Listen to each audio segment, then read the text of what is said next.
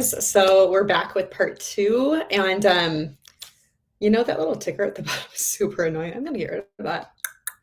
Yeah, we're back here with part two of how to create client-focused content for your brand. And specifically, if you did not see part one, you can find it either on LinkedIn or on my Facebook profile.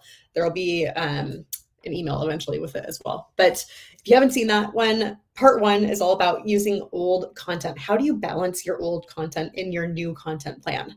The reality is, eventually, you're going to want to start not having to create content all the time, step off that content creation hamster wheel.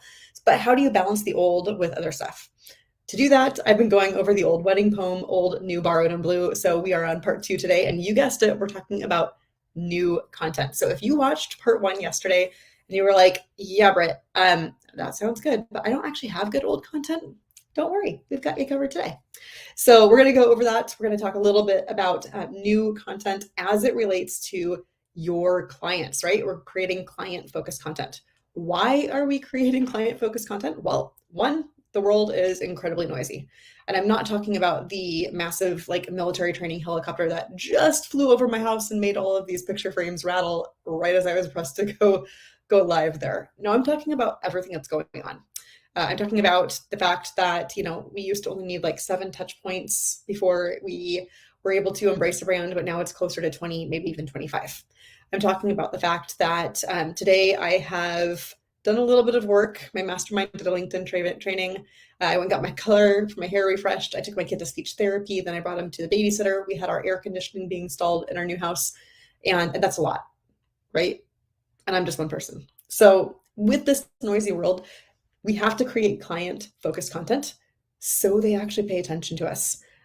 We can just teach. We can just share our services, but what's in it for them? And that is the key here. We always want to make sure what is in it for them, and also what's in it for them right now is at the forefront of all the content we create, because people are self-centered. It's okay. We can admit it. And since people are self-centered, we have to make sure that the content plan we are creating is client first, client-centered. So new content, how are we doing that?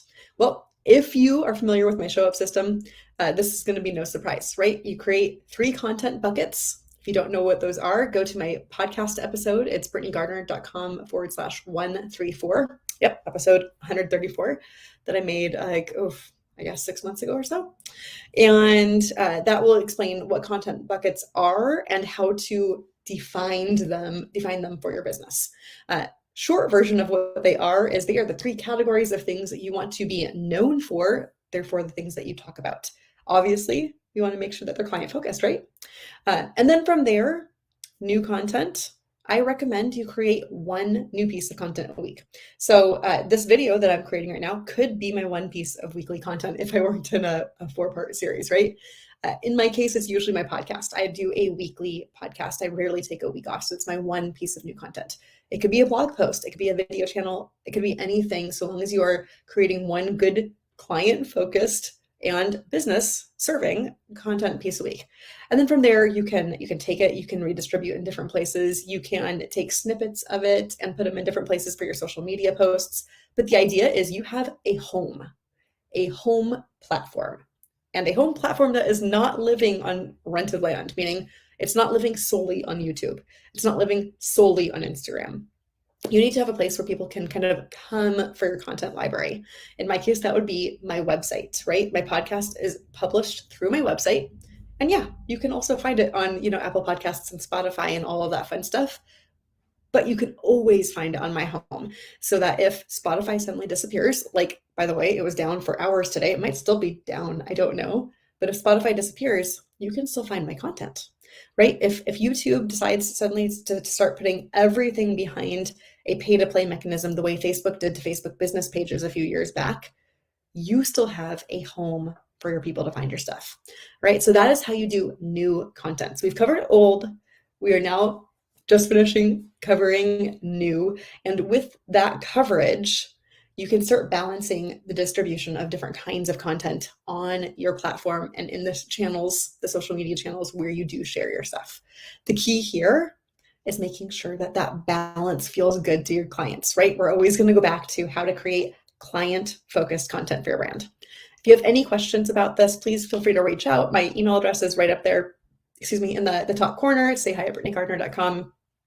If you want to explore more in this content system that I've been talking about, the showupsystem.com, you can buy it for $37. I'm going to go ahead right now and tell you, you don't have to buy it, but if you want my pre-made templates to make all of this content creation easier, and since it's easier, more likely to get done in your world, I highly recommend you go and check that out.